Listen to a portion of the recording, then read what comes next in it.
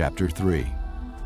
These are the nations the Lord left to test all those Israelites who had not experienced any of the wars in Canaan. He did this only to teach warfare to the descendants of the Israelites who had not had previous battle experience. The 5 rulers of the Philistines, all the Canaanites, the Sidonians, and the Hivites living in the Lebanon mountains from Mount Baal-Hermon to Lebo-Hamath. They were left to test the Israelites to see whether they would obey the Lord's commands, which he had given their forefathers through Moses. The Israelites lived among the Canaanites, Hittites, Amorites, Perizzites, Hivites, and Jebusites. They took their daughters in marriage and gave their own daughters to their sons and served their gods. The Israelites did evil in the eyes of the Lord. They forgot the Lord their God and served the Baals and the Asherahs. The anger of the Lord burned against Israel, so that he sold them into the hands of Cushan-Rishathaim, king of Aram-Naharaim, to whom the Israelites were subject for 8 years. But when they cried out to the Lord, he raised up for them a deliverer, Othniel, son of Kenaz, Caleb's younger brother, who saved them. The Spirit of the Lord came upon him, so that he became Israel's judge and went to war. The Lord gave Cushan-Rishathaim, king of Aram, into the hands of Othniel, who overpowered him. So the land had peace for 40 years, until Othniel, son of Kenaz, died. Once again, the Israelites did evil in the eyes of the Lord. And because they did this evil, the Lord gave Eglon, king of Moab, power over Israel.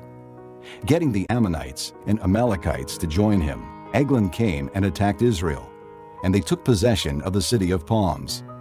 The Israelites were subject to Eglon, king of Moab, for 18 years.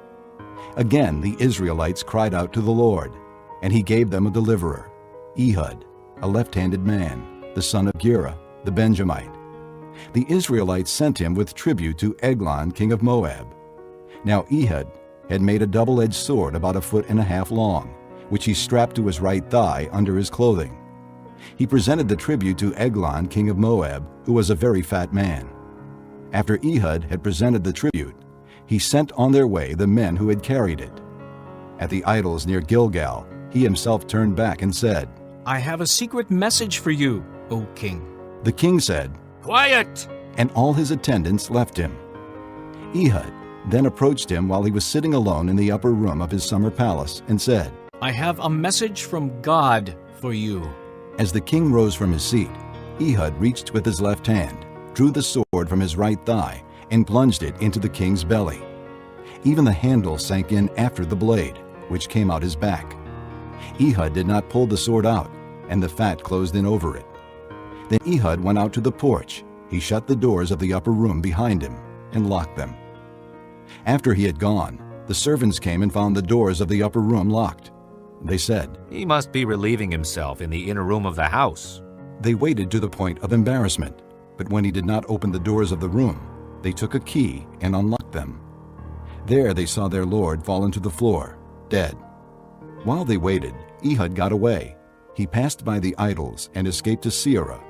When he arrived there, he blew a trumpet in the hill country of Ephraim, and the Israelites went down with him from the hills, with him leading them. "Follow me," he ordered. "for the Lord has given Moab, your enemy, into your hands." So they followed him down, and taking possession of the fords of the Jordan that led to Moab, they allowed no one to cross over. At that time they struck down about 10,000 Moabites, all vigorous and strong. Not a man escaped.